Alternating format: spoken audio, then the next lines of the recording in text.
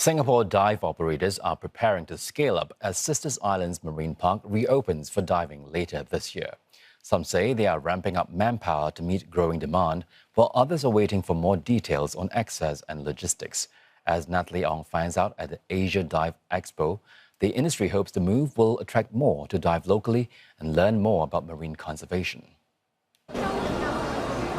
Many Singapore-based divers travel overseas for dive trips, with only a handful of sites available locally.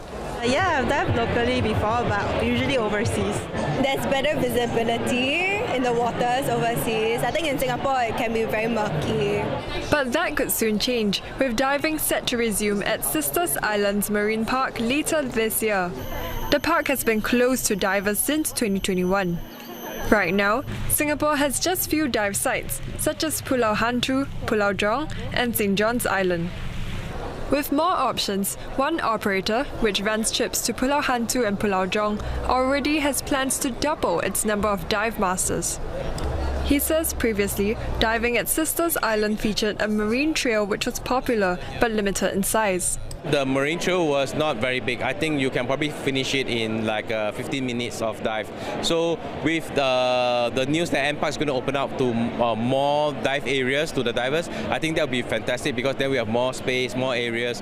So with bigger area, we can bring more divers at one time without affecting the environment and without bumping into each other. Yeah.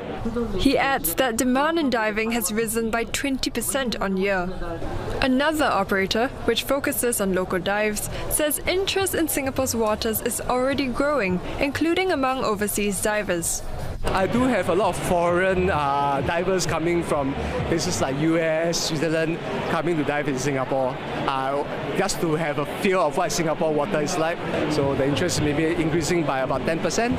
Others say the additional site could also support more local trips, especially during the off-season, when overseas diving slows between November and February.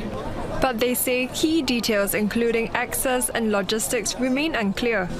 These will determine whether and how quickly they will roll out trips. Previously, when we were allowed to dive in Sisters Island, we were only allowed to dive in that designated area that is marked by the pickets underwater. So we weren't actually allowed to explore that far around Sisters Island. So I think the curiosity here is also that when we say open up the area for diving, right, what is the extent of the opening? Is there fixed sites that we can go to, like a guided trail, or is the entire area opened up to us all around the island? Operators are also hoping more of them will eventually be allowed to dive there, beyond the 6 previously approved.